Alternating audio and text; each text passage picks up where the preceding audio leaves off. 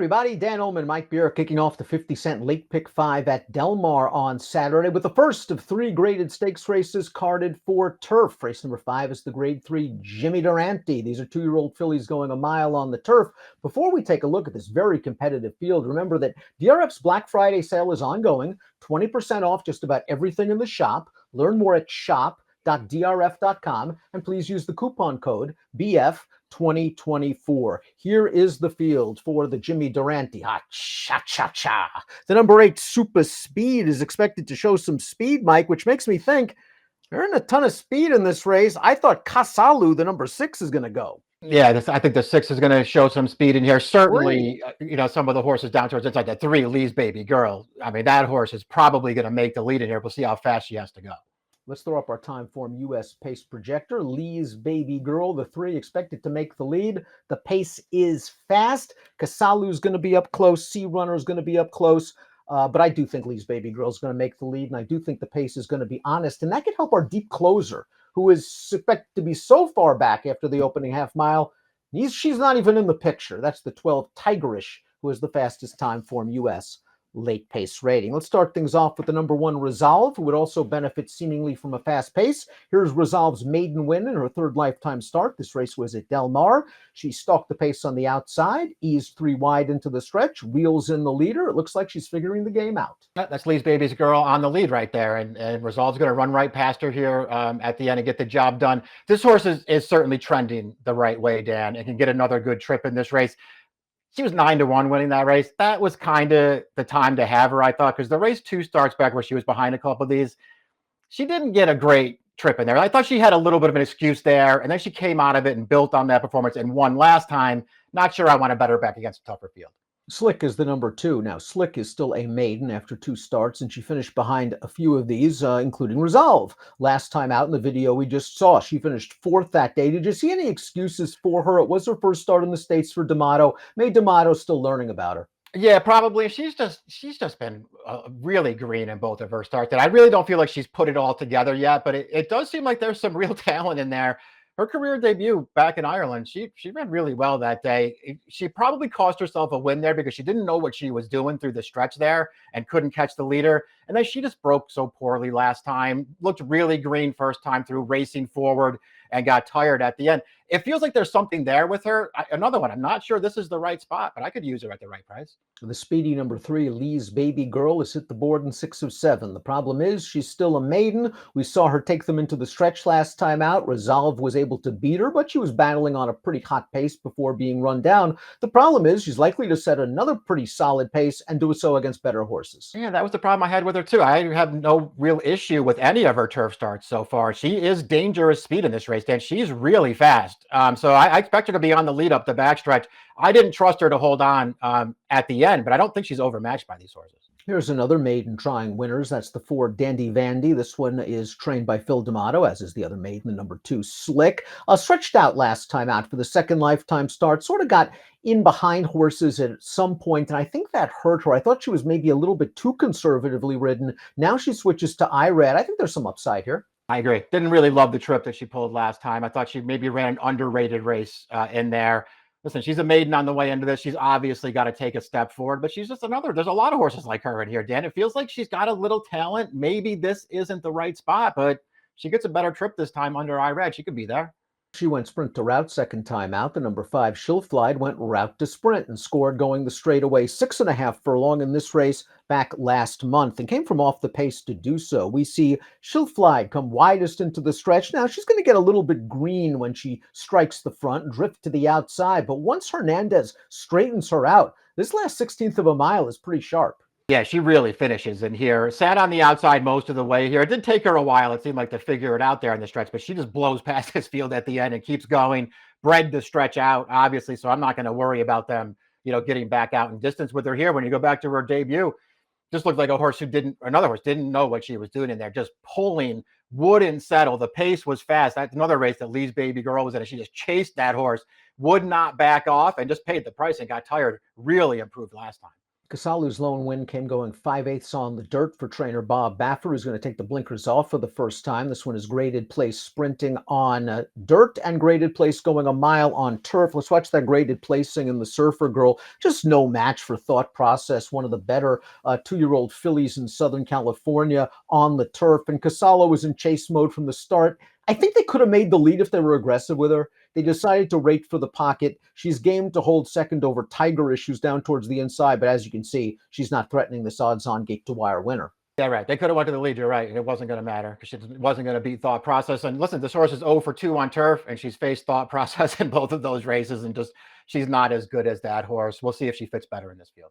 If you're looking for a stranger, how about the 7, Origami, racing in North America for the first time after 3 starts in her native Ireland. She's going to be stretching out significantly for the first time in her career. Her 3 starts came in very sharp sprints over there, so she's got to deal with a little bit of a layoff. We haven't seen her since the summer. She's got to acclimate to Southern California, and she's got to go long. Yeah, and stretching out is probably the biggest hurdle for her here. But she's got the pedigree certainly to do it. But just shipping over here off of 3, what I sort of felt like sort of mediocre starts going 5 furlongs over there. She wasn't of a lot of interest to me, but maybe she'll be a lot better stretching out. I liked Super Speed's career debut going 5/8 at Del Mar. She tracked a pretty solid pace, went after a more experienced leader and ran that horse down in the stretch. And then she held her own against the aforementioned thought process, despite being a bit green in her second lifetime start. They ran her last time out against the boys going a mile. I'm really not going to hold that against her, especially after you watch the race replay. Yeah, exactly. I mean, they don't give you that much help with the short comment there, brutal trip. I mean, things didn't work out for her in there. I'll be honest, that I would like to have seen a head-on replay of that. For some reason, Del Mar didn't put it up there. But man, was she in a lot of traffic there, and it felt like she just lost all chance around the final turn. I did like her effort 2 starts back. Again, she's not as good as thought process, but she ran really well in there. Well-bred daughter of Justify switches to Flavien Prat. No wonder she's 7-2 on the morning line after that trip, and the performance against Thought Process 2 starts back. Sea Runner broke through with a victory last time out at Santa Anita. This is her 3rd lifetime start. We take a look at Sea Runner, who I thought had a pretty good trip in this race, Mike, just sort of saving ground in here, got to the outside. There's our good old friend Lee's baby girl up front, and she's going to do what she does best, succumb to Sea Runner. Yeah, just sort of gradually wear this horse down on the lead. This horse was always in position, moved up into range around the final turn. And she's just going to wear down Lee's baby girl there. It's not a super impressive win here, but she gets the job done, dropping out of a stakes race. Now they're going to move her back up in class, and she's tactical with upside. I'm not knocking her. I'm also not betting her at 9-2. Jury's still out on how good the number 10 is. C'est La Vie Charlie, who pulled off a $50 upset in her career debut right here at Del Mar, going a mile, and the connections took the blinkers off for her stakes try in the Surfer Girl. That was the race where Thought Process wired the field. We saw Kasalu run second. We saw Tigerish run third. To me, I just didn't think that was a really truly run race for a horse like C'est La Vie Charlie, who apparently looks like a closer. It was a race dominated up front by a very good horse, where the 1, 2, 3 finishers at some point rode the rail, and this horse was trying to swing to the far outside. Yeah, just was never going to be able to get involved there. You're right. The dynamics really worked against her in there, whether you thought she ran well or not. It just feels like she was never going to have a chance in there. I'm conflicted about the career debut because I did think that she did some really good things in that race, despite the big price. It's also a race where, as she's closing down the outside, the horse that was on the lead just crashed through the rail and just sort of opened that race up for everybody else. So I don't know if she was going to win that day or not without all the trouble, but I still thought that she did some good things in that race. Will Van is the number 11. She debuted over the quirky Kentucky Downs configuration, and she gained a lot of experience in that race after tiring, and she was a lot better at Woodbine second time out, going a 2-turn mile on their inner turf. A good tactical speed, and she was able to sit just off the pace. She makes the lead in the stretch, and she flashes on home. Like everything about this performance, her debut at Kentucky Downs, she was really close to a really fast pace and paid the price. This is a much improved performance, sat on the outside in hand. I love the way she's finishing this race off. It looks like she wants to go all day long, just powering through the line there and not letting that game runner up get to her. There's a lot of upside here. She's a great price on the line. Maybe the 12 Tigerish is a little bit dirtied up, and she's the horse that has the fastest time form U.S. late pace rating. She won her debut at Horseshoe Indianapolis, of all places, going 2 turns 7.5. They then tried her at Kentucky Downs against Stakes Company and a good horse in Mayday Ready, and she may not have liked the course. She may not have liked the company. She probably didn't like the post position. And then in the Surfer Girl last time out, she was just held up and last on the rail behind a slow pace. I wish she got second over Kasalu in the last 16th of a mile, but I guess they were still sprinting on home. Yeah, me too. I feel the same way about it, though. I felt like she had a shot to get second and just wasn't good enough to get it. I'm also not sure how much I want to hold that against her. She's just another horse in here. I mean, I'm not going to be surprised when she moves forward. She's really well priced on the line in here. We'll see if she can get a trip from post 12. I'm not knocking her, but I can't say that I love her.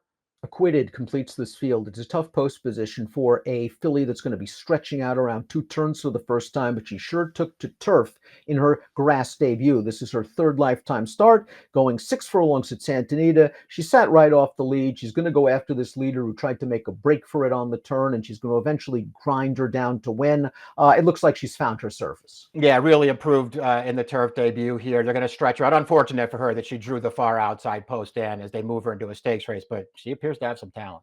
We kick off the 50-cent late pick 5 at Del Mar on Saturday with a very, very tough race and a spread race for me in the Jimmy Durante. We take a look at our top selections. You're going with She'll Fly, the number 5, a little bit green, but really fired on home.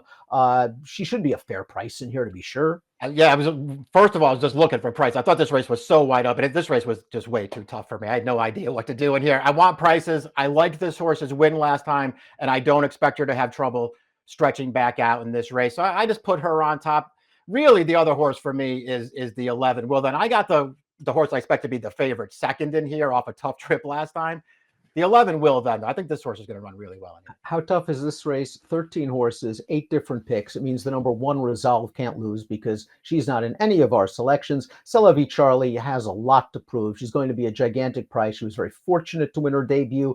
Just not sure the race was really fairly run for her style last time. We'll find out how good she is. 10, 6, 12, 13. I want to use a little bit of Tigerish as well. Mike's going 5, 8, 11, and 2 in the grade 3.